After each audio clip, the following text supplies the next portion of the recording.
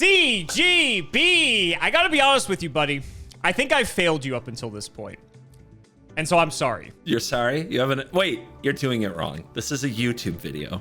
You have to do the YouTube apology. The YouTube apology? You have to do... Yes, you have to do the deep breath, the big sigh. You have to look really sadly into the camera. CGB, I failed you. I'm so sorry. Like that? Is that good? It's pretty good. Okay, pretty good. okay. I can't see you, can't of course, see me. But That's I have people faith. people forget we can't see each other when we film these, which I think makes it funnier in a way, because then when we watch these back, we get to see each other's reactions. So yeah. But in any case, recently you got to play some Yu-Gi-Oh! And the comments were a bit harsh, but I feel like I'm taking this personally, Michael Jordan style, because I feel like I failed you as a teacher. And so I think it is time we embark on your training arc. Do you have the notebook? I have the notebook. Okay. We are going to go... It's here. We are going to go back to basics. I am going to be today showing you cards that are in a deck, a very old deck, but a very popular deck. I know you like control, so I specifically picked a control deck. And what we're going to do is we're going to see how well you can piece together how this deck is supposed to work, how it's supposed to function, while also getting you up to speed on your fundamentals. And so, like always, we're going to evaluate some cards. Your job is to tell me what... not only to figure out what the deck does and everything about it, of course, but your job is to figure out where you think these cards are in the format's ban list. Do you think that the cards are restricted, semi-restricted, or not restricted at all and they're totally fine? I'm not going to be showing you any ban cards today, but that's your main objective, aside from understanding the deck. Are you ready? Great. This has gotten me so far. I believe in you. I believe in you. You have to believe in yourself. Okay. You have to believe in yourself. Okay. Have you read these comments? Okay.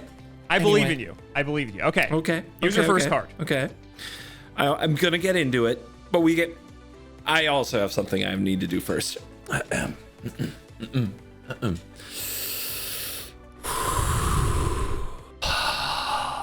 I'm really sorry, guys. I messed up really bad.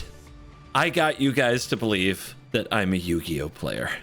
Actually, I'm doing in these videos is evaluating cards from the perspective of someone who is not a Yu-Gi-Oh player. And I realize that it's possible that my acting has raised expectations to a critical point, and now I've let them down. I've let all of you down. I let my audience down. I've let myself down, really. And I want you to know that after this video, and hopefully the videos that follow it, I want you guys to really understand I will still not be a Yu-Gi-Oh player because I love the hour to 90 minutes a week that I get to spend with Cimo analyzing these cards. And it does a wonderful job with created tension. And that tension comes from the fact that I am not a Yu-Gi-Oh player.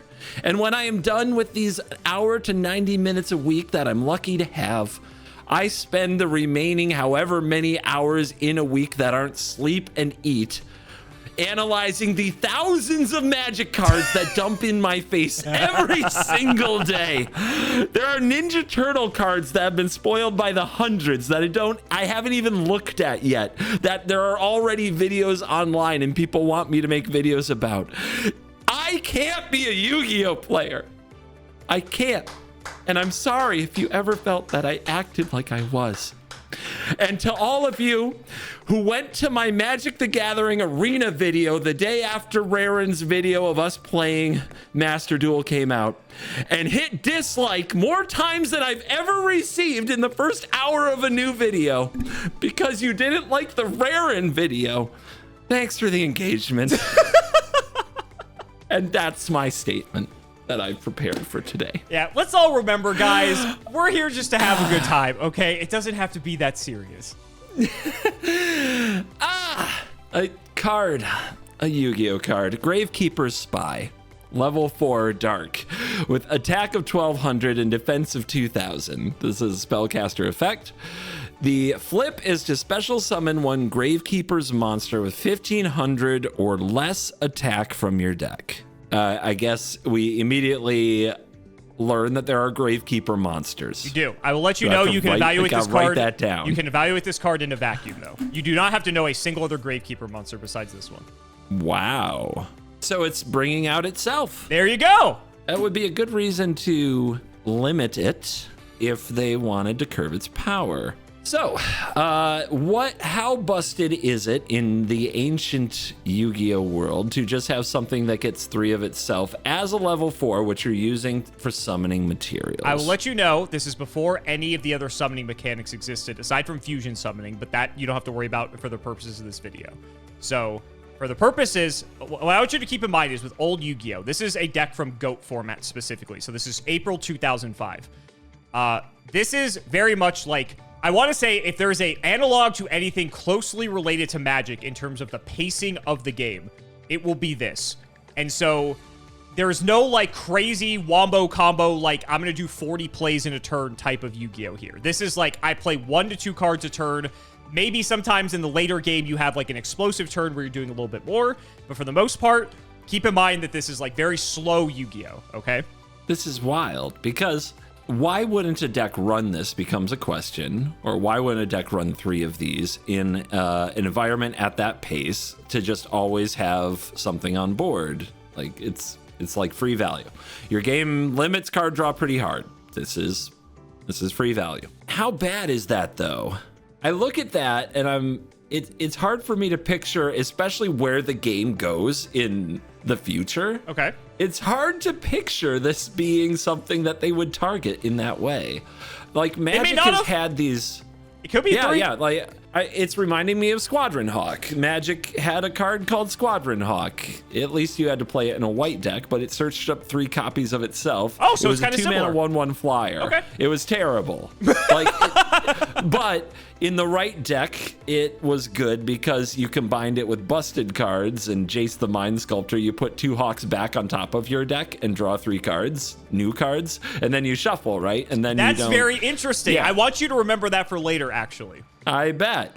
So there has to be a way to, we'll use Full Metal Alchemist terminology. We have to be able to transmute the spies into more and better. That sounds like it requires a more specific deck, which means that you might not just run this in everything.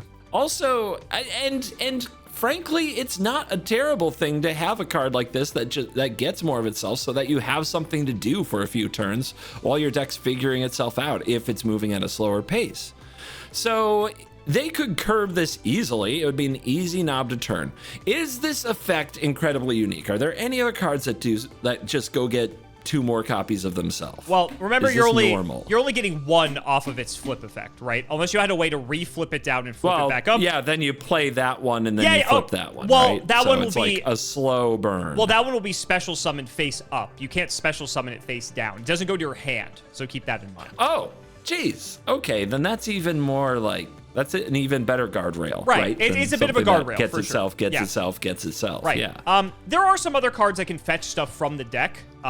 So it's not like an incredibly unique effect, but it's not like every card does this at this point. I think in modern Yu-Gi-Oh, that's like not true. But this is a definitely above curve card, if you will. If they limited it, it's got to be related to a way to turn it into something better. I think that just the idea that every deck has a Gravekeeper that can get a Gravekeeper, I don't think that's like the end of the world in a game like Yu-Gi-Oh! It's a slower game, but there's powerful cards. And it enables you to special summon your stuff, back when special summoning was special. When it was actually special, so, you're right. Yeah. They could turn it off, but they didn't turn off Squadron Hawk. They banned the card that turned it into other things. Okay. So I'm going to go with fine. And you are correct. This card was totally fine. So a couple things I want you to note here for the future of this video. 1, attributes, which in this case, the Gravekeeper Spy is a dark, is very important. And you'll find out why that is a little bit later. So keep that in mind. Also, the stat line. So 2,000 defense is basically the highest defense you are going to see on a 4-star or normal summonable monster, essentially. Also notably, the highest attack stat you'd see around this time is going to be 2,000 or less. There's a few that are over, but they have really bad drawbacks, and that's to balance them out, essentially. So essentially, Gravekeeper Spy is going to wall off any sort of attack against most decks if it gets attacked, right? And so that's just also just a break point that's important for you to just keep in mind.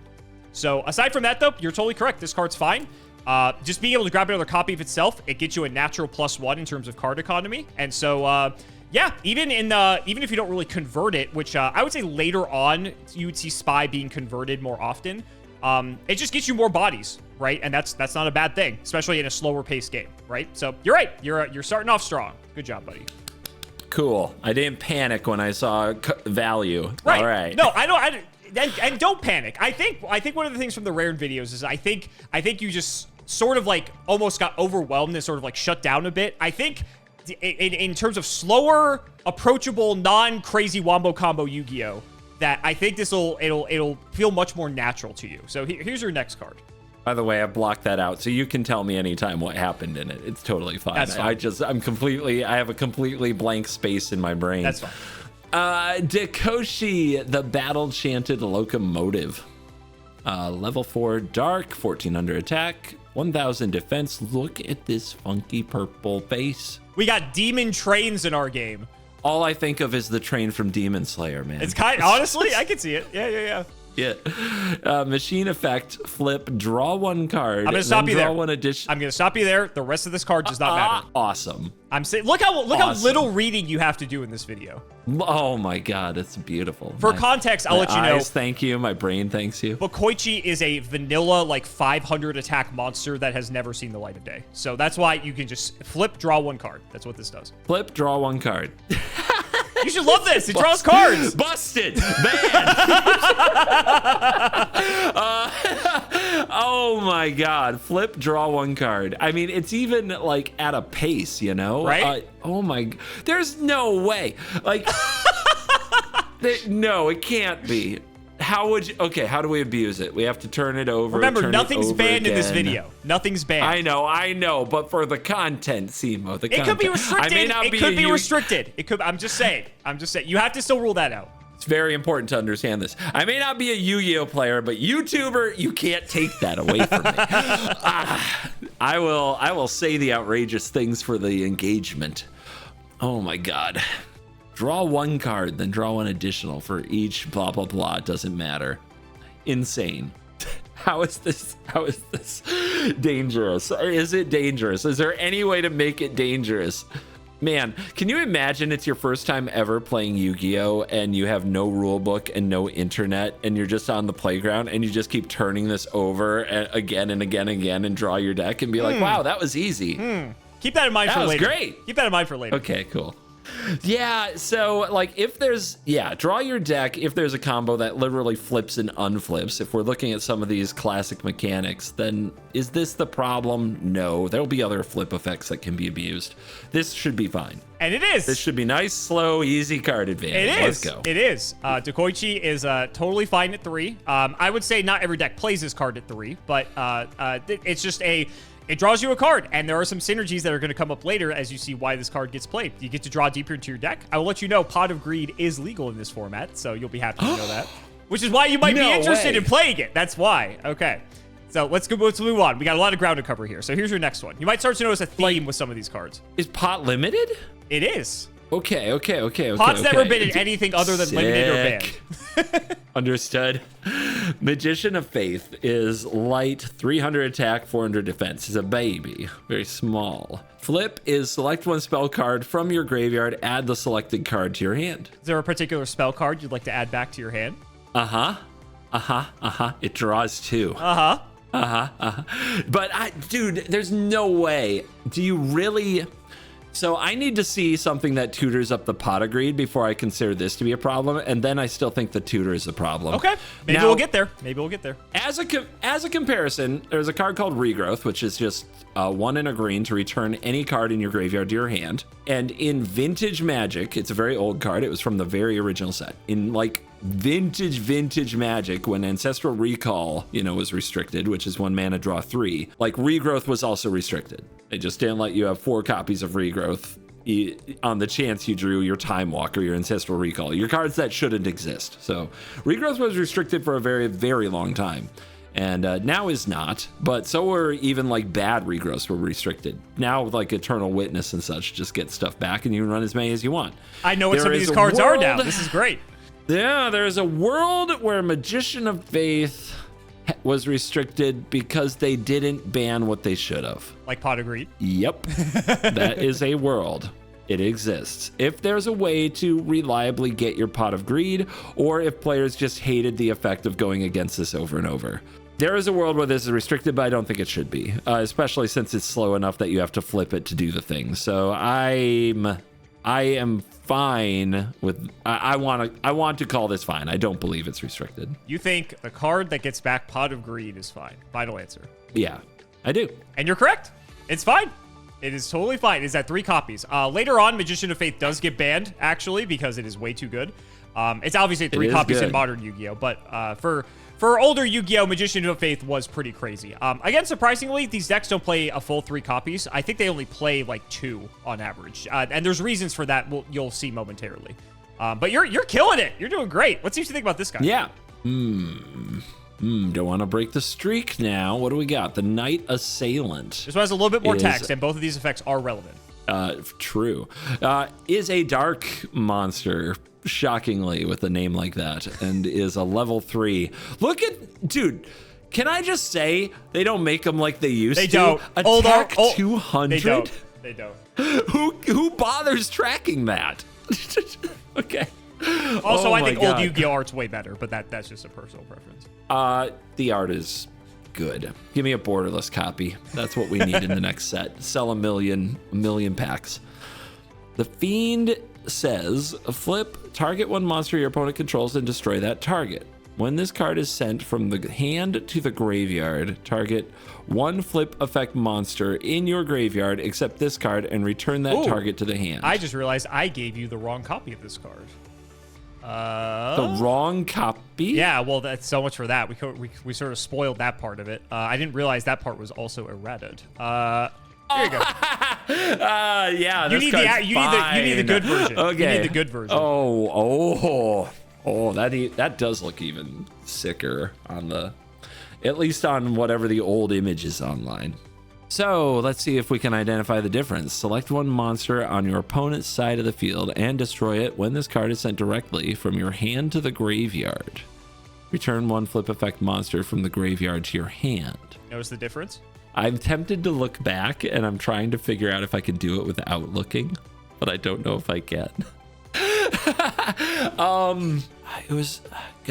I just read it, but it's so hard to lock it in. There's one key difference. It's very obvious.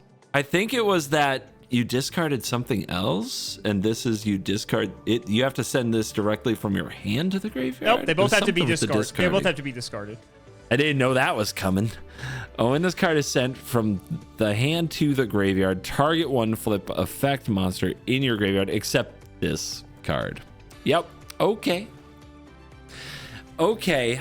Yeah.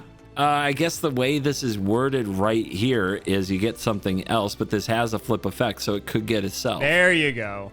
So if you have an effect that lets you discard a card to draw a card, and you discard this and target itself, you can draw your deck. I mean, something like that. In theory, I mean, if anything, it just gets itself back. So you have like you basically have infinite discards, if you will. Infinite discards, yeah. Do we have something like that in Magic, where you discard it and you get it back no matter what? I don't think so. Like you can create like dredge loops with that, but you still have to mill yourself. No, I don't think I have anything quite like that. I wonder if it's abusable. I wonder. Card game broken by card game Especially abilities. since it's been errated. Yeah, why would they do this? Why would they do that? All right, so what does that give us? Does it tie into anything I've seen? Not particularly. Also notably, every monster I've shown you up until this point is a flip effect. So that is, I am catching that trend. It's almost like enters the battlefield for Magic. Sure. At this point, very slow. When they introduced that, they did it. Yep, they did it all the time. I guess it's closer to attack triggers for Magic because they make you wait a turn to get them. Yeah, that's fair. So what are we doing? We're discarding this, get it back. Discard this, get it back. So you just need something that... So in Magic, we would play a card like a Wild Mongrel, which says discard a card to give this creature +1/+1 until end of turn. And then you loop that, and it's infinite attacking for that. It's funny. Yeah, that would be too good. It's funny this is where your mind is going, because it's like old Yu-Gi-Oh! It can be like this, but for what I'm showing you, it's not that deep. Okay, so if it doesn't enable like an instant kill, it still enabled something that they thought was unfair. And it's interesting that they think infinite, what I'll call hand discard value, like too good. Mm-hmm. You can do all these tutor chains now. It's really funny. Anyway, obviously it got errated. Did that mean they had to limit it? There's got to be something to abuse it. All they need in your Eternal format is one card that does something positive on discarding effect. And would limiting it solve it? Because you tutor it up. It's a dark monster. I feel like that's easy to get. I don't know. So here's the thing. I don't see a point in limiting this. Okay. And it could be fine. Could be fine. That is the weird thing, and I feel like I'm tricking myself. Remember, we also have semi-restricted too, though. So they could have put it to 2 copies. But why? What are we achieving when we do that? Like, if the effect literally comboed with things to create loops like I described that would win the game on the spot, you would ban this or just errata it, which they did. It's hard for me to identify why it would need to be semi-limited or things of that nature. If you're talking about the flip effect, destroying the opponent's stuff, removal is a part of Yu-Gi-Oh! Throughout its existence, from what I can tell. Not a big deal. I'm going to get my first one wrong. I'm not convinced they had to limit because I don't understand the point, but I would love your education on this. They did semi-restrict Night Assailant, so it wasn't fully restricted. I think they just wanted to reduce the likelihood of you being able to loop multiple Night Assailants, because there are some discard effects that obviously, could benefit from that. So it was semi-restricted. So you were playing 2 copies of this at max. Obviously, you saw they errated it, and obviously it was fine at that point. It took a while for them to errata it, actually. But even then, it was not like... It was kind of past its prime when they errated it, so no one was playing it anyway. But so you were wrong, but I think your head's in the right place, where it's like, it's kind of fine, but they didn't want it to be like too redundant, I guess. A lot of people would be like, no one would play 3 of it anyway, but the comments can tell me otherwise. Do you have... I know this is asking for something that probably doesn't exist, but as somebody who's played the game a long time, do you have anything you can tell me about what you would expect the philosophy to be around semi-limiting? Because it makes no sense to me as a Magic player. Yeah, I know. Can of worms. Here you go. Enjoy your worms. I could make a whole video on this. But yeah, I would love a little Cimoooooo rant. I'm sure the audience would too, because as a Magic player, the existence of semi-limiting makes no sense. As a Yu-Gi-Oh player, the existence of semi-limiting makes no sense. So there are very few cards in particular that... they're similar to like the Gravekeeper spy, where they get a copy of themselves, that it's like semi-limiting them sort of makes sense, because then you don't have like the ability to get like an extra copy in addition to that. Because instead of Gravekeeper spy, it would be like, if this goes to the graveyard, like get another copy. And then if that goes to the graveyard, you get another copy, right? And as Yu-Gi-Oh! Aged with the summoning mechanics, that becomes more and more abusable. That's like the only real reason I could think of that the semi-limited list serves like any purpose whatsoever, because it like sort of reduces that redundancy. Aside from that, I don't fucking know, CGB. Ever since I started on YouTube, I have gone on rants about how I think the semi-limited list just shouldn't exist. Either put the card at restricted or keep it at 3, because under most circumstances, it doesn't actually fucking matter.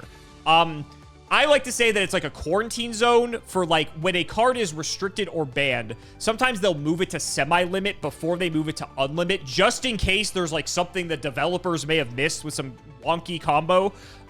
That's like never been the case. So for the most part, I always say they could eradicate the semi-limited list, and the game would not change in the slightest.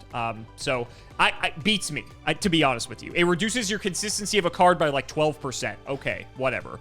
I don't know if there's anything I'll ever do to get a semi-limit right, because to me, it just doesn't... yeah, I ask myself why, and I can't get an answer. Yeah, so maybe no, that's fair. how I'll have to. That's fair. That's how I'll have to shoot my semi-limited shot, because it does right. feel absolutely stupid. Very important card coming up here. So here's your next one. Tsukuyomi.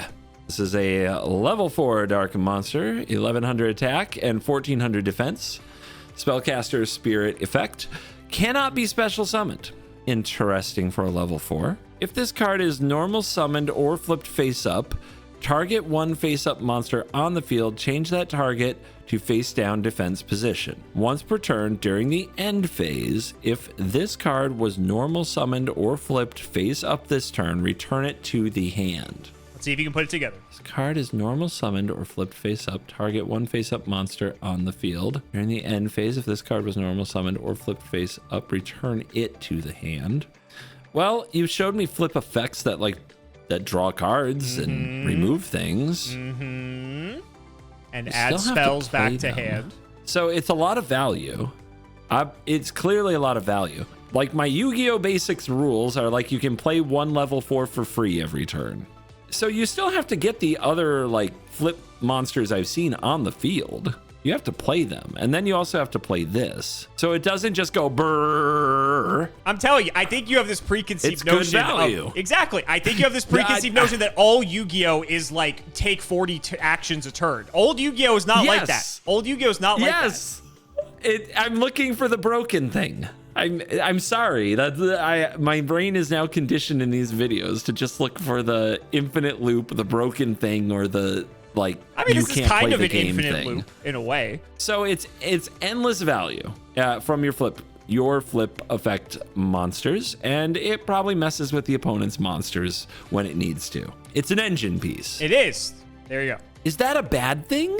I mean, it's value over turns, and it kind of grinds. I'm sure it does, in fact, grind the opponent into positions where by turn you like 4, 5, 6. Maybe that's too fast for early Yu-Gi-Oh! I feel like your brain is rewiring as we're doing this video, because like the way you're talking, you're like almost like in shock that like Yu-Gi-Oh! Can be this slow.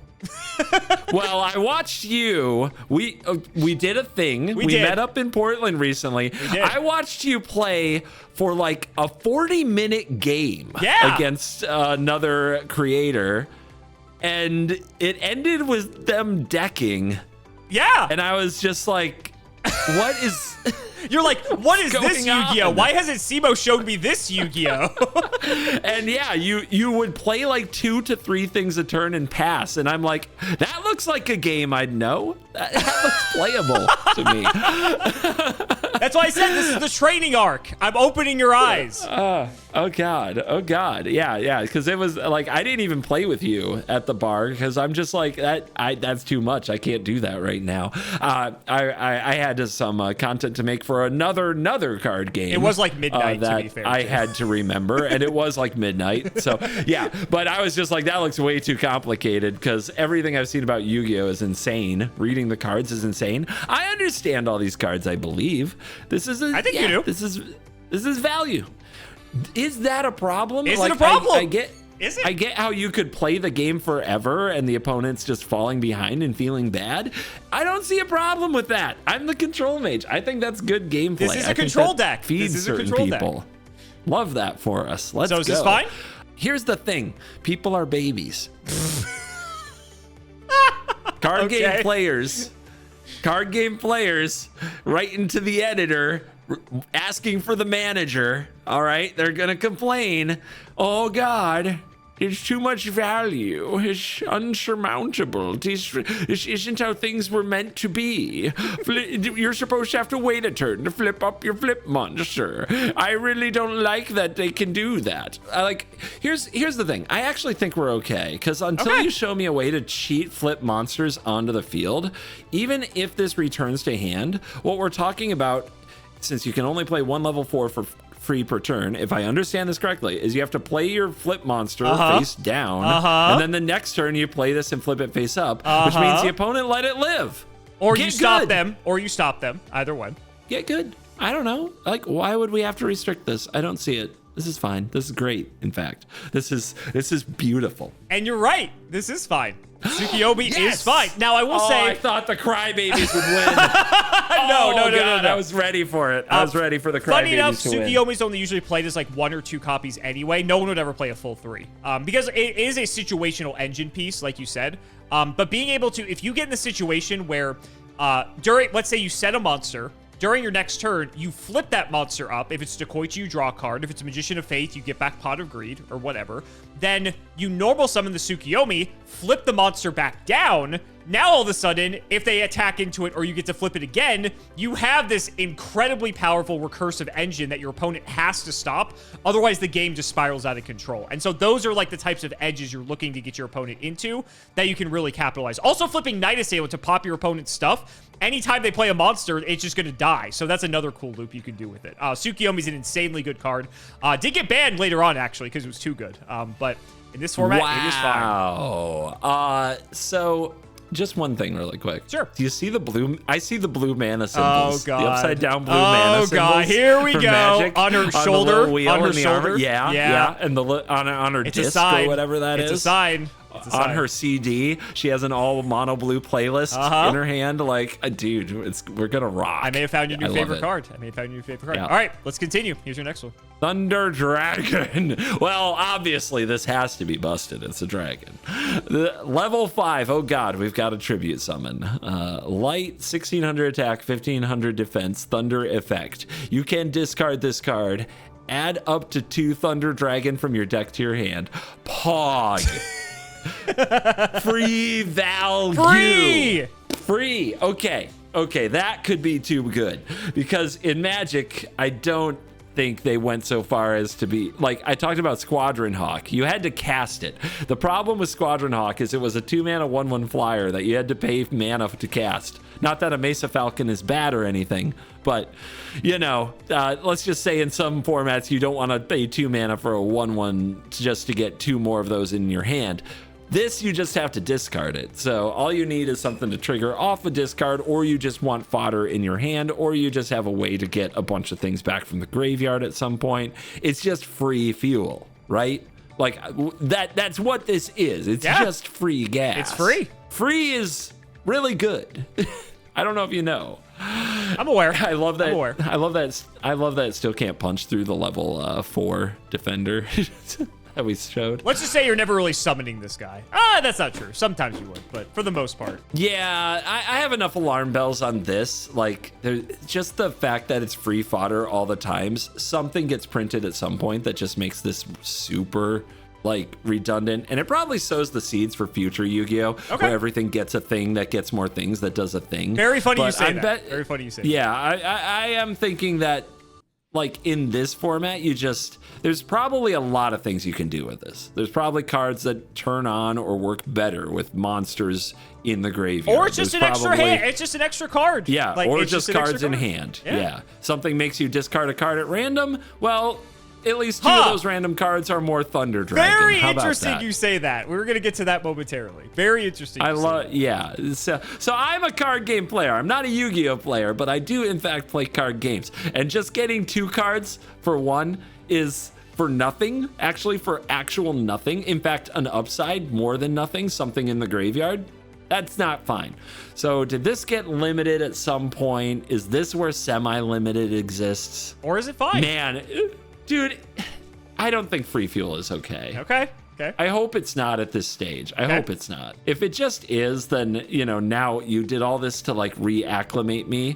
Like, you lowered the speed limit slowly. You got me down to 25 mile per hour Yu-Gi-Oh! And then you're like, oh, and here's this 60 mile per hour card. I promise there's no gotcha here. I promise there's no gotcha here. God, if this got limited to 1, that's such a kick in the teeth of basically saying it does nothing.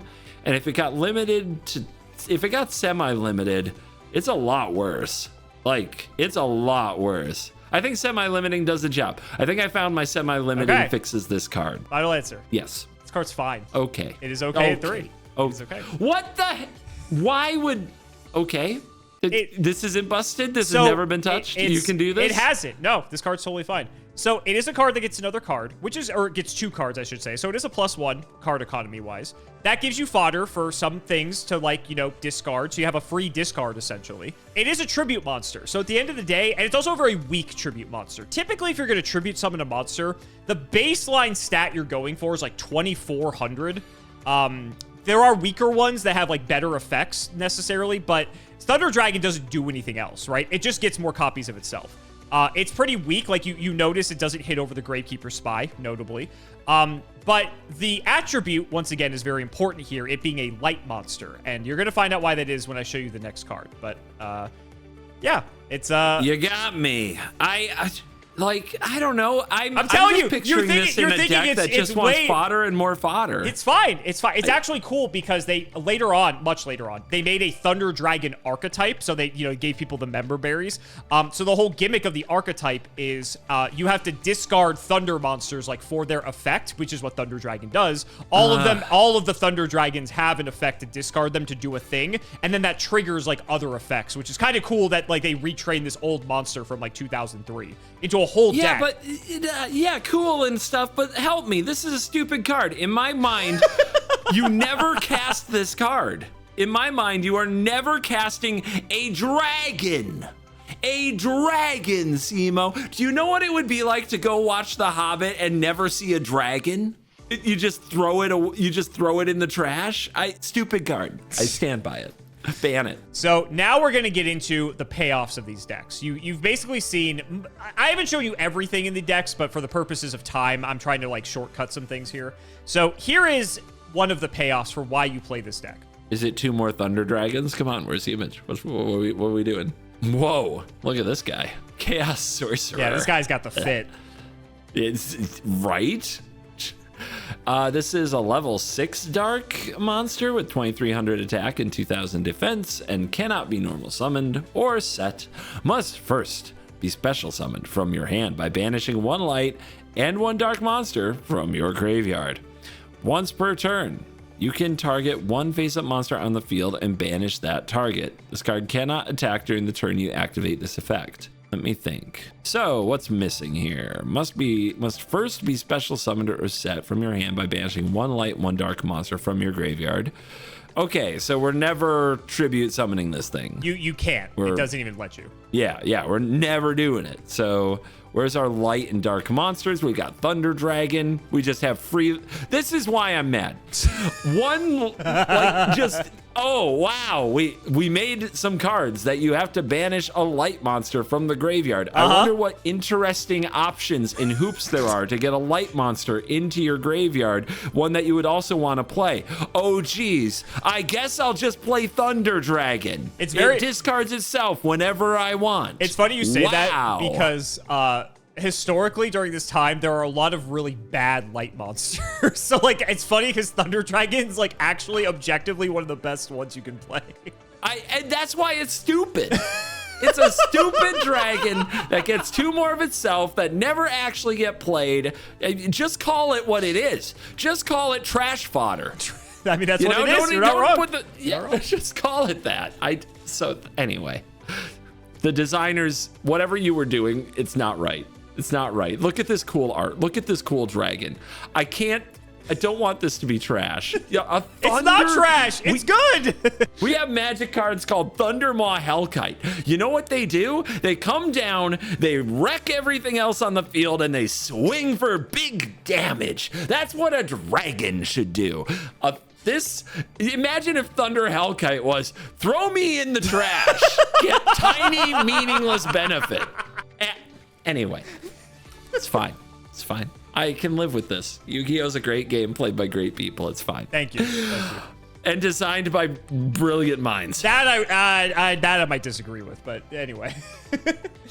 So this once per turn, you can target 1 face-up monster on the field and banish that target. Has this been errated to say your turn? No, this is a sorcery speed effect. There's no errata here. This is like the updated text. It used to, because like banish was a keyword they made later. Before it would say remove from play. But they're like, oh, banish is less words. So it also works on the opponent's turn. No, there's no quick effect here. You only do this at sorcery speed. Oh, yeah. Yeah, it's to say quick effect. Remember, old Yu-Gi-Oh, there's very few quick effects. Like, most of the things to do on your opponent's turn are trap cards. Okay, it's removal. And it can't punch when the turn it activates it, so it's removal a lot. Yeah, it's fine. Right? This is it? This Final should answer? be fine. I mean, okay, what would mess this up? The fact that you can special summon means that you can still only special summon once per turn, right? No. No, wait, that's it's normal tribute summon. Yeah. You can still only normal summon and tribute summon once per turn. There you go. Yes. So those are the two are interchangeable. So those things are like have guardrails, and then the issue with this is now you're like storming off. You're casting, oh god, a third spell. How could this be happening? You know, third, fourth, fifth play. And I know you can set traps and also play spells. I know. So like, is that the risk? It doesn't seem like enough risk for me. This seems good. Let's remove stuff, especially since the cost isn't a cost. Again, the groundwork for future just degeneracy to come. Yeah. But Yeah. I agree. This is fine. This is fine. And you're correct. This is fine. Once again, people don't max out on this card because you don't want to play too many copies of it, because in the early game, if you don't have your graveyard set up with light and darks, this card can be a bit bricky, actually, as good as it seems. So people usually only play 1 or 2 copies. I think I've rarely seen someone play 3 copies of this in this format. Unless they're playing like a different deck entirely. But for the purposes of this, yeah, it's just a very above average card. It's a payoff for playing all these other cards. And let's go ahead and show you the upgraded version, if you will. Lackluster Soldier, Envoy of the Beginning, is a light level 8. I feel like I've seen this. This is straight out of the anime, 100%. Funny enough, right? In this version, no. But technically, Jesus. Lackluster Soldier has seen it has been in the anime. Yes. I am a failure of an evaluator. I can't recognize an anime character art when I see Like one. I said, he was in the anime, but not in this form, if that makes sense. Attack 3000, defense 2500. Cannot be normal summoned set. Must first be special summoned from your hand by banishing a light and dark monster from your graveyard. What a restriction. Once per turn, you can activate one of these. Target one monster on the field and banish it, and this, okay, it's doing the same thing. And if the second ability is if this attacking card destroys an opponent's monster by battle, it can make a second attack in a row. Game's gotta end somehow, I guess? Yeah. This is like your, what's that stupid card you showed me that is a companion that you play in the control deck to end the game? This is your equivalent of that in our game. Kahira? Yes, Kahira. Thank you. Wait. So you're telling me this is a 3-mana 3/2 vigilance that wins over the course of 7 turns? Okay, maybe not 7 once you turns. lock your opponent out? Maybe not 7 turns, but it's your finisher. And dies to every removal in the game. Well, this also dies to every removal in the game. But so this is your finisher. This is your finisher. This is so much better than Kahira. Yeah, no shit. This is so insanely better than Kahira. Okay, cool. Yeah, game's got to end somehow. I love that it's just more removal stapled on there. There's no way this is a problem. If people were really that opposed to getting all their stuff removed, there's a million other ways to try to hit that. This is just a fun big punchy boy. This is fine. This card is restricted. BLS is absolutely fucking insane. Couple things you may have missed. One, the first effect says target a monster on the field, banish it. Chaos Sorcerer, comparatively, has to be a face-up monster. So one of the things you can do with BLS is when your opponent sets a Dekoichi, a Gravekeeper Spy, Magician of Faith, BLS can banish that while it's face down, and they don't get the flip effect, or Chaos Sorcerer can't do that. So at some points in the game, you might play BLS Control, where you play BLS out, and if your opponent just doesn't have an answer, they can't play anything because you just banish it instantly. So it puts them in this like soft lock that just like they just can't play the game in a way until they find a way to answer. Was this really unique? Like there aren't other ways to deal with face down monsters? Is that Is that a feature of this format? Well, we're going to get to a couple, but also the fact it banishes it. Because if you're playing the mirror match, which obviously this is like one of the best, if not the best deck in the format, the mirror match, if you're banishing your opponent's Gravekeeper Spies, Dekoichis, Magician of Faiths, you're also cutting them off from summoning their Chaos Sorcerer, their BLS, because they don't have lights or darks in the graveyard to be able to banish to summon them. So being able to have, instead of just destroying it, banishing it is way better in a lot of ways. And also dealing with set monsters can be difficult. There are tools, and we'll get to those here momentarily. But it's a lot easier to destroy something that is face up than it's face down. And so BLS is just very good at that. Also, it's just the finisher, right? If your opponent leaves like I don't know, a Dekoichi in attack position for whatever reason, right? You drop BLS, it'll deal 1,600 damage when it hits over the Dekoichi, and then it can attack again, and it doesn't say it has to attack a monster. So you can hit your opponent's face if they have no other monsters for 3,000 damage, meaning that this is a huge amount of burst damage out of nowhere. So once you get under like the 4,000 life point threshold in this format, BLS is a card that if they have it, they can just end the game immediately, and you always have to be mindful that that can happen. And so he's just an insane power card. Gets banned at some point, I believe. But for this format, he is restricted. Wow. My mind is blown. Really? That, now the finishers are getting restricted. Because here's the other thing.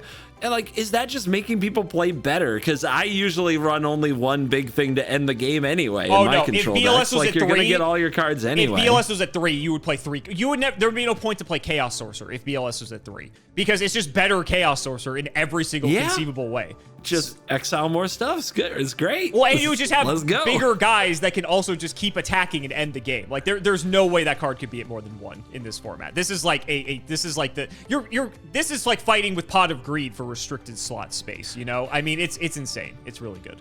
This is where really they should have just made legendary creature or whatever. And sure, I mean, we don't have a legend rule in our game. Like there are some cards that say you can only control 1 X, but like it's not a baked-in mechanic in our game. I think this would be a candidate if we did have a legend rule that this card should have been like a legend card for sure. I would agree, because then they wouldn't have to restrict it, right? It would be baked into the card itself. Yep.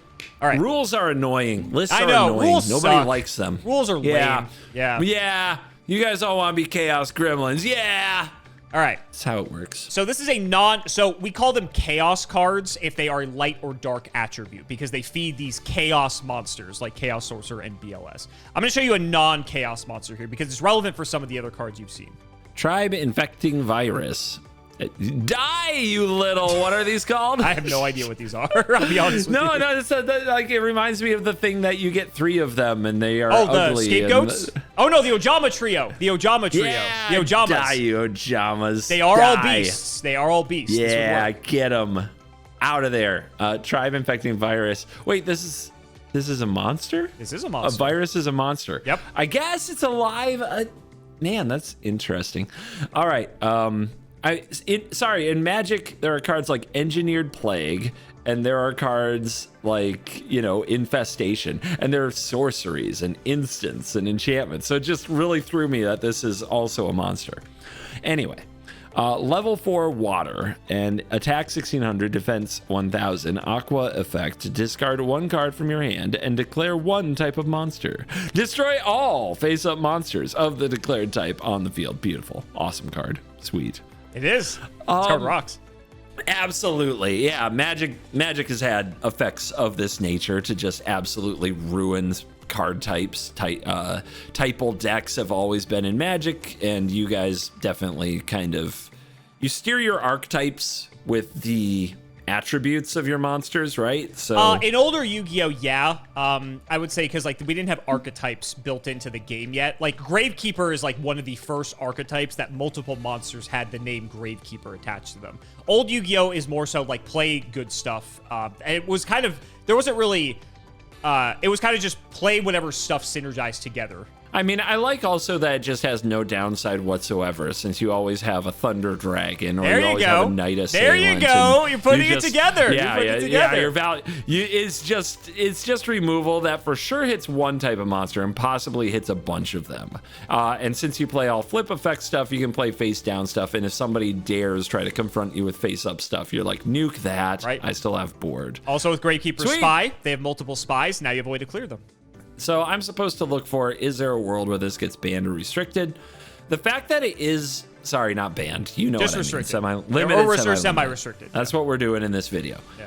I'm sorry, the banned word is so good on YouTube. I just have to drop it as often as I possibly can. It's like you get a little YouTube token of credit every time you drop the ban word, you just pile it up, and your watch time and your revenue and your ads like spots, everything goes up the more you find a way to use the word banned in your content. So I'm trying to save this video. It's obviously going to be a dud. Anyway. So the thing about this that could be abusable is the fact that it is attached to a monster. So a monster can be regrown and reanimated, although what you showed me gets back a spell, not a monster. But there's always things that interact more with monsters. So ways to get this effect over and over. I don't think that's good enough. I like to get shut down this early in the format. I don't think this is floodgating people out of playing their decks. I think this is fine. This card is restricted. This card was also banned for I want to say this card was banned for 15 years or there something it is. insane. Here come the bees. We're back in the game. We're back in the game.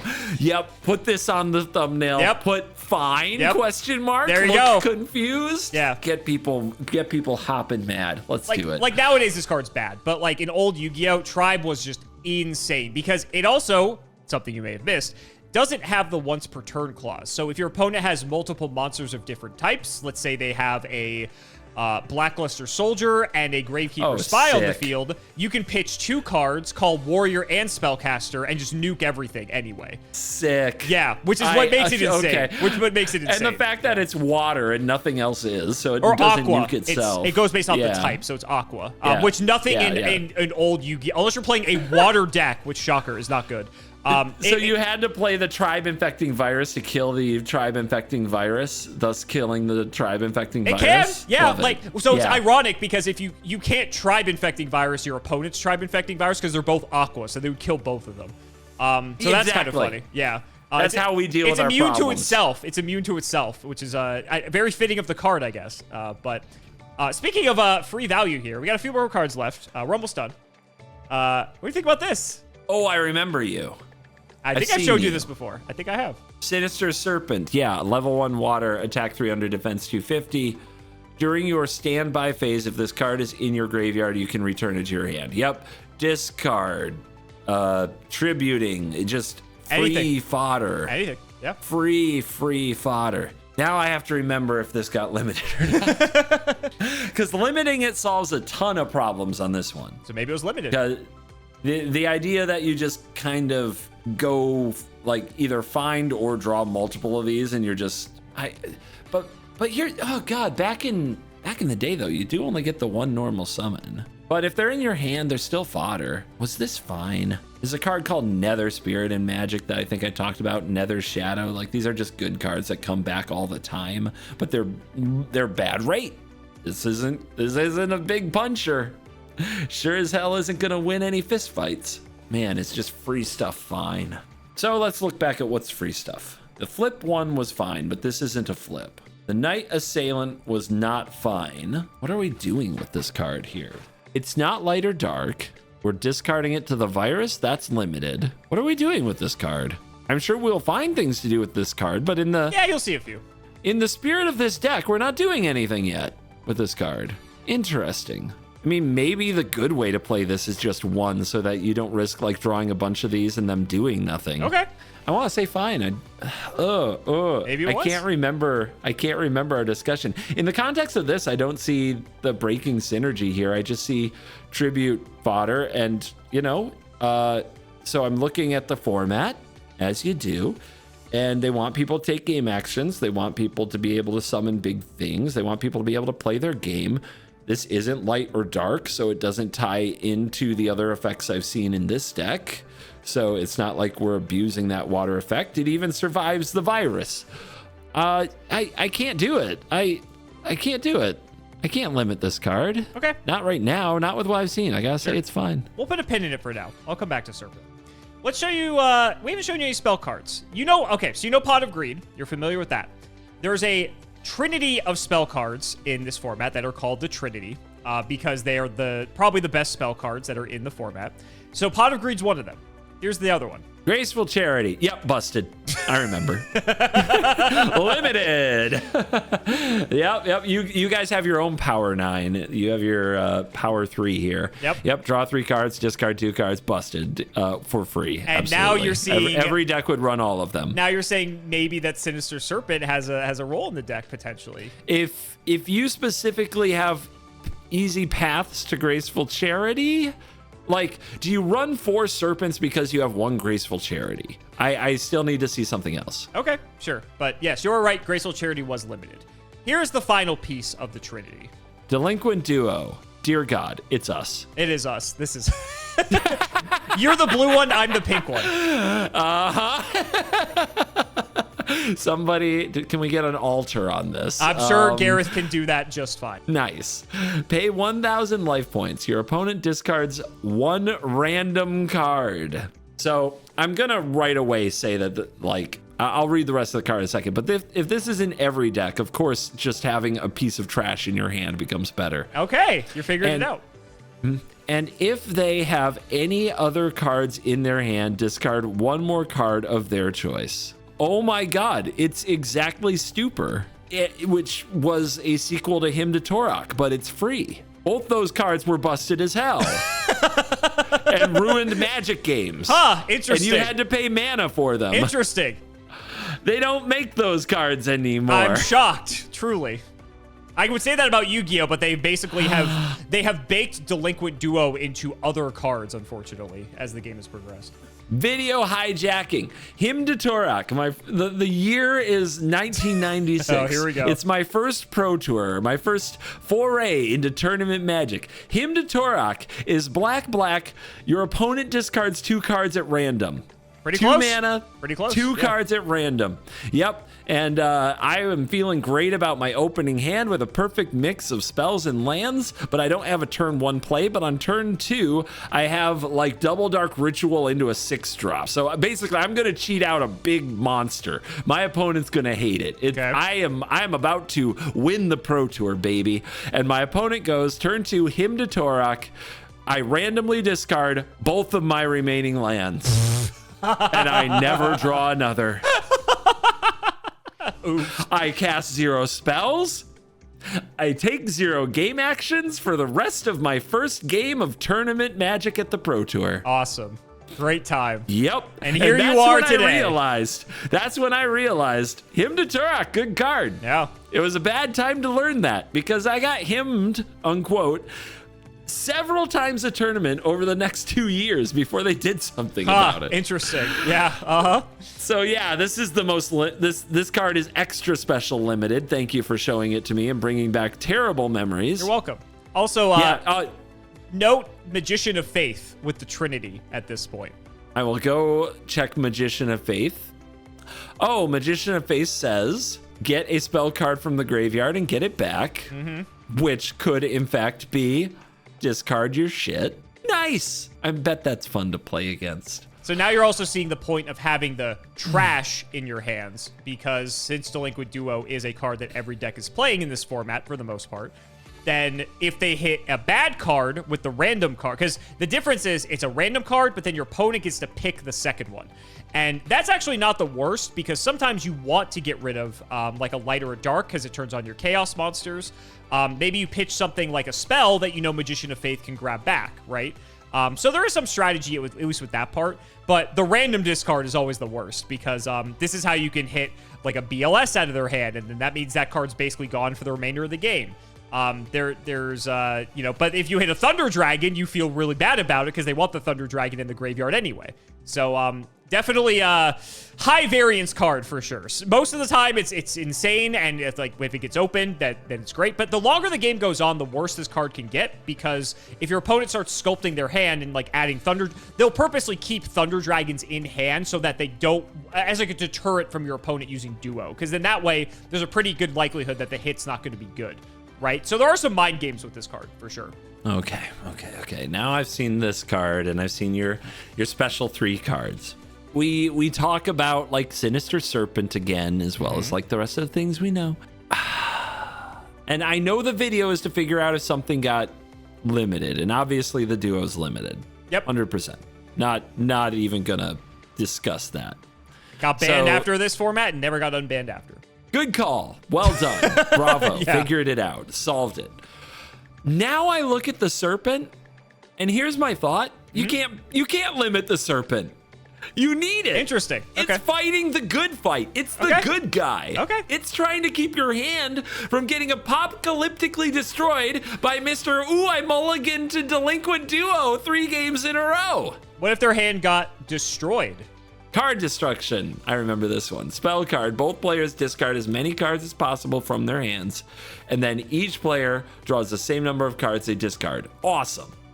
I believe this got banned at some point, but we're talking about this format? Correct. Or limited. Definitely one of those. It got banned In at this some point. format, I'll let you know. yeah. But I hear, like, guys, I do pay some attention in these videos. Especially when it says draw cards. That like wakes me out of my slumber. I'm pretty sure this one took a while for people to catch on to how good it was or something. I'm trying to remember. I think this was one of the ones that burned slower. Maybe I'm crazy, but that's what I keep thinking. Obviously, when I look, maybe now is when the people figured it out, because obviously they're dumping serpents and they're dumping thunder dragons. They're going to draw more cards. Or more Night cards Assailants. is awesome. Or Night Assailants. So if I'm analyzing, did this get limited? Yeah. Like this is a kind of this is a sick card. You're like right. Windfall got banned in Magic. Yeah, You're right. This got limited. What's interesting though is that so there's like GOAT format when it was played back in the day, right? And now there's like new age GOAT format where people are taking like modern deck building philosophy to make the deck super refined. In the old days, people didn't really play card destruction, but now that people have figured out there's all these like ways to just get these like fake cards in your hand that you'd rather just trade out for real cards. We're talking Thunder Dragon, we're talking Night Assailant if it can cycle itself, Sinister Serpent. There's also just the argument that it also ruins your opponent's hand because they're holding those Chaos Sorcerers and those BLSs close to their chest. And maybe if they've gone through their Thunder Dragons and their Sinister Serpents in the graveyard, you can card destruction knowing you're going to hit good stuff out of your opponent's hand. And so there are a lot of mind games with this card. But you are right. It did get limited. Also, win con, by the way, guys, if we just dump some cards from our hand and our opponent still has cards in hand and you just mill them out. Easy. Easy. I know you're going to say that's a bad idea. But no, I actually don't think that's a legal play. I think they have to be able to draw the number of cards they discard for this card to work. Yu-Gi-Oh's weird that way. There's like just weird stuff like that.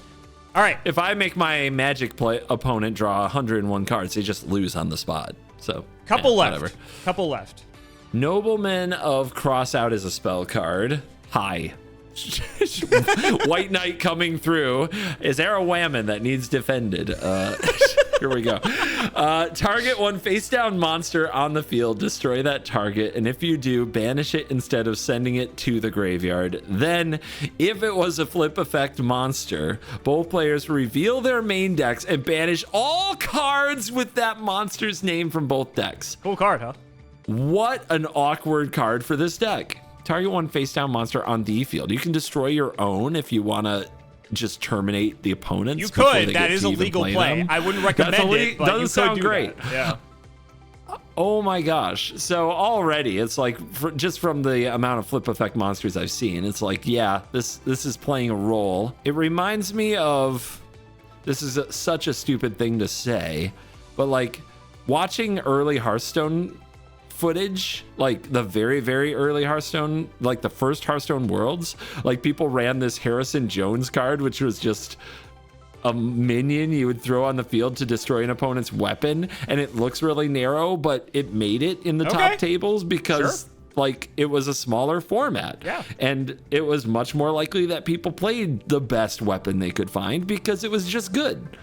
And this reminds me of that, where it's like there's probably a lot of face down monsters on fields. Some of them are probably an important part of strategies. I bet face down monsters were on the battlefield in every game of Yu-Gi-Oh back in the day. At some point in a match, wouldn't you want one or two of these to do their job? Seems good. Did it have to be limited? I hope not. That would be weird. Well, my philosophy is, like, in Magic, when they came out with cards like Lobotomy and Cranial Extraction that completely sowing salt, these are cards that like abolish something from the opponent's deck, all copies, right? And those were always the good guy because they stopped the infinite combos. They stopped the endless cycles of nonsense. They stopped the value engines cold. And it forced you to not build your deck around just one thing. So like my Magic experience is that this is the good guy, believe it or not. Okay. Even maybe it is. And even people who don't like control like cards like these most of the time because you get rid of the cards that fuel control. I mean, this deck has some of those. Did this have to be limited? If this got limited, it was because it was completely locking some people out in a way that really pissed them off. And this is a format where Delinquent Duo is legal. Like, this can't be on that. This can't be on that level. So it's fine. Is it fine? Yu-Gi-Oh players hate not being able to play their decks. This is much closer to that than some of the other cards. It's removal that also destroys your deck potentially.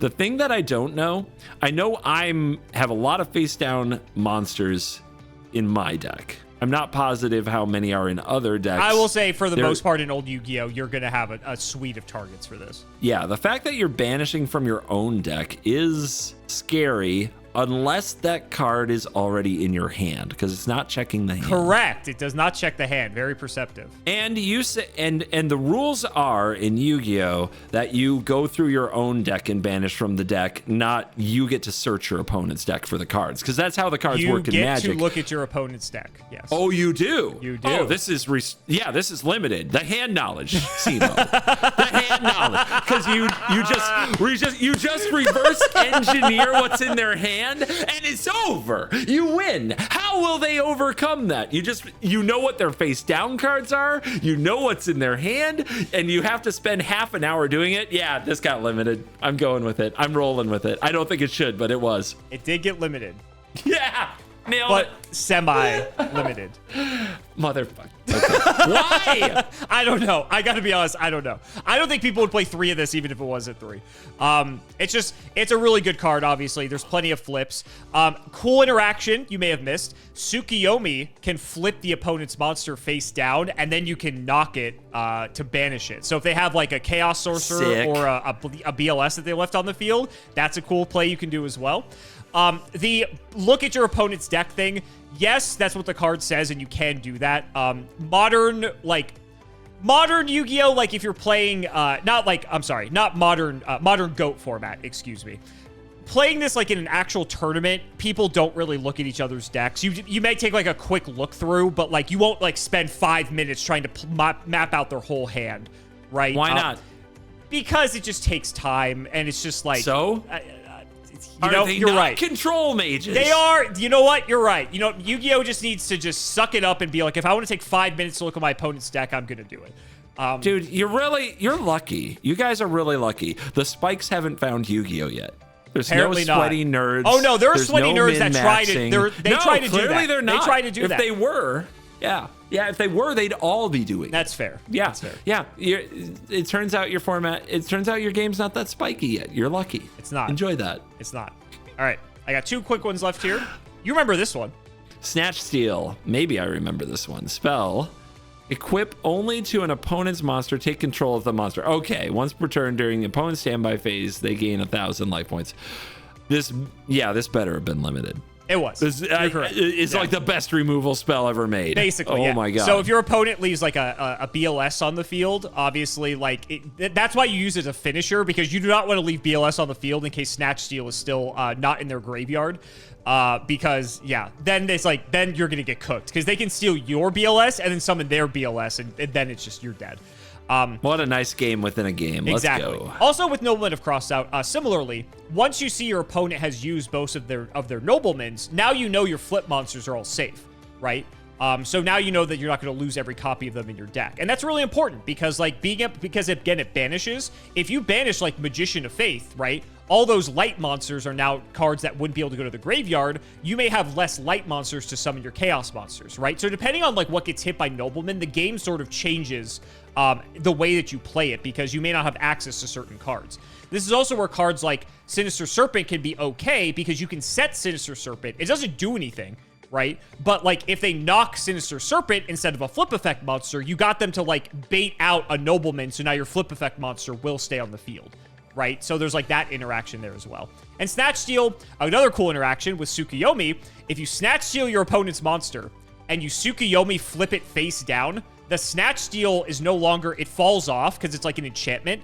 It falls off the monster. You keep the monster. That's so weird. You keep the monster, so though. weird. Isn't it weird? Yeah, it works, though. That's so weird. Why? Okay, that's rules, I guess. Rules. That seems so unintuitive. Okay. And so here's the last one I'll show you. This one's an interesting one to end on. Jar of Greed. Trap card, draw one. You're like, banned. Too good. Is it?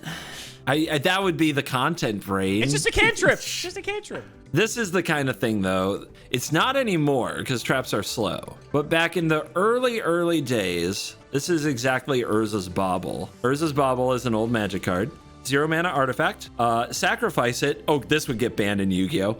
Look at one card at random from your opponent's hand. Draw a card at the beginning of the next turn. That's the card. People had, like, Bauble was a slow burn. People, even in very underpowered formats where Bauble was legal at 4, like Ice Age Block Limited, which was a Pro Tour, and led to one of the worst Pro Tour decks of all time. Really sweet video you can watch on YouTube. The worst Pro Tour deck of all time. It's a terror. Dude, the deck is like, has a bunch of 3 mana, 2/3 spiders. It's insane. Anyway, it's so bad. But that deck had innovation. It won the Pro Tour as the worst deck to ever win a Pro Tour, and I think that's undeniable. But it did run 4 baubles because it had to draw more of those bad cards, or at least draw them with some velocity. So, and even like decks as the card pool got better, they still took a long time to pick up Urza's Bauble, which is kind of weird. And nowadays, like when I play Brawl, I run like Mishra's Bauble, which is kind of the same card in like almost anything, even as a one of, because it's just a free something, a free piece of material. It just gets you a card deeper. So did they pick up Jar of Greed faster? Or was this one still a slow burn? Was it too slow even then? Unlikely. I don't see much trap synergy, so I don't see a way to abuse it. I think it's straightforward exactly what it is. The reason to limit it is because every deck just runs 3 to improve their consistency, and it makes for a more boring deck building experience. Okay. The homogeny of it all. Sure. That is a reason to limit it. Did they do it? It seems like a silly limit at this time. It's not that different. Is it that different from, where's the card? Just flips and draws a card. Dekoichi? Yeah. Is it that different from Thomas the Demon Tank Engine? So that can be interacted with before they get the card. So can this. I've seen that the back row can get blown up. Yeah. But it's probably uncommon because you can just react and draw a card. Haha, got you. Good job interacting with my back row, you fool. Okay. It's slow enough now that it wouldn't need to be. I really think, so I look at the card and I'm just like, it's probably fine, but they might have limited it just because your eternal format and deck building gets boring. I really think they might have. I don't see a reason to do it in this deck. What I see in this deck is this card being fine. But like, I also see your other limited cards. You have busted limited cards that you refuse to ban. You have Duo, you have Card Destruction, you have Graceful Charity. You refuse to ban those cards. So Jar of Greed gets you closer to drawing the cards you actually need to win games of Yu-Gi-Oh! Okay, yeah. So, I want this card limited just because it's a stupid card to just have in all your decks. And once the min-maxers get a hold of it, they realize that free cantrips are just good. I guess there's also the mind game aspect of this. So okay, go on. Yeah. So you put this card face down. It could be any trap in the game. But when all these decks are seeking consistency and running Jar of Greed, you just mentally clock it as a Jar of Greed. But now you go to your sideboard, or you put that spicy one of in your deck that absolutely wrecks people, and they think it's a Jar of Greed, and it turns out it's not. It's such a gotcha. It's such a feels bad. Very interesting. Because every deck now has traps, and there's a zero-sum mind game, because if most of the time you're right, it's just another card, and that's not very exciting or interesting. But the times when it's not, it hits so hard. Ooh, okay. He's cooking. He's cooking. It makes all traps better. It makes all traps maybe too good because they could just be nothing and you would still play them in any deck. Any deck. This is a fun one to end on. I think you have to limit it. I think it's stupid. I think as a card it is stupid. Final answer. Yes. It's fine. The 3. Okay. I accept, but I do believe it's stupid. Now, I don't disagree with you. This is a more modern development in GOAT format. Old Yu-Gi-Oh! Jar of Greed will only be played in certain decks. There are reasons for it. I'm not going to get into it, but basically the modern GOAT format philosophy is like, oh, we can play this card because it not only draws us closer to our consistent or our big blowouts, right? Pot of Greed, Graceful Charity, Delinquent Duo, BLS, etc. But there's the mind game, exactly what you said. Here's another trap that this deck plays. I'll show you this, and we don't have to talk about it, but give it a read real quick. Ragaki Break. Discard 1 card to select and destroy 1 card on the field. Sick. Right. So there are very few ways to interact with the back row in this format. There's a couple. There's a sweeper for back row. There's a card that just goes 1 for 1, and there's a monster that can also pop back row as well. But for the most part, especially in the main deck, there's not a ton of ways to like destroy back row, right? And it's mainly because all 3 of those cards I mentioned are restricted to 1 copy. Rageki Break is at 3 and is a way not only because it discards, you have plenty of ways to make this free, right? Night Assailant, Sinister Serpent, Thunder Dragon, etc. So it's a way to go after your opponent's back row. However, imagine going -1 to pop a Jar of Greed that your opponent will just chain to draw a card to replace it. So you actually went like -2 in that exchange. Yeah, right? it ruins back row interaction. Exactly. Why would you do it? Exactly. And so the mind games that Jar of Greed causes, especially for the very few ways there are to deal with back row in this format, Jar of Greed adds another layer to that and makes it not only proactively good for searching your best cards, but making your opponent's cards worse, right? And as you can sort of surmise over the course of this video, you're really trying to just get any edge over your opponent where you can, just because it's really like, as you saw when we played in person, me and my other friend, it's really just a battle of inches in terms of card economy that you're trying to get any +1 where you can over your opponent. And slowly, that's how you slowly start to chip away and start winning the game in your favor. It's control, right, at the end of the day. And so that's it. There's other cards I could show you, but I want to only show you like the newer ones because you've seen some of the other ones. That is essentially the core of what makes up an old GOAT format deck and an old control GOAT format deck as well. So I thought you'd appreciate that. So what do you think? I feel like you actually we're getting into this. Yeah. One, can you like bring this deck? Can we make a video playing this deck? Ooh, we absolutely could do that. The mirror match, this is the best deck in GOAT format, actually. And so the mirror match is very common. And so we could absolutely do this 100%. Man. And then second, did Sinister Serpent get limited? Was that your final answer? Do you think it did? After seeing everything, do you think it's too good now? No. Well, it got limited, so. No!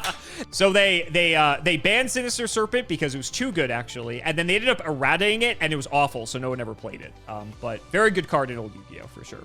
At the worst, yeah, it's free discard fodder, but something to think about, too, is that if you have no other play, you can just set a Sinister Serpent, and it blocks off an attack, right? So, if anything, it's going to chip away. It's like a fog for 1 monster per turn, essentially, if you have no other play.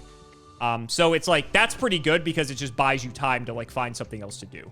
Interesting. Feels like you could just punch or get right through it, but I guess maybe not then. Free stuff actually did things. It did, exactly. So I'm glad you enjoyed this. I feel like you actually learned a lot from this video, so that excites me. I think the trading arc is going well. Oh, yeah. If you love my trading arc, brand new, never before had any negative experiences playing Yu-Gi-Oh! Never. Student here. Come leave a like on a video. You said you wanted to play GOAT format. Maybe we have to do that next video. We'll see. So guys, that's going to wrap it up for another video. I really hope you all enjoyed. Let's go ahead and shout the patrons for all their continued support. So shouts to Shadow1317, Tim00x3, MBT Play Madolce, Moto, Cameron Smith, The Synchro Guy, Daniel Howell, Pony Stark, Little Fade Leaf, Dan the Man Hoban, Draconic, Brian Dancer Serve Class 7, JW11860, Flannel Daddy, literally all of the guinea pigs, MBT canceled by a community soon, canceled by a committee soon, canceled by all players soon, MBT and Nimnim's 1 Boxer Brief Fueled Night of Passion, the Nova 129, Chris Adams, Pink Frappe, Florian Naev, and Alex Simo's deck bricked up while MBT watches from the closet. Thank you all so much again for watching, and we will see you next time.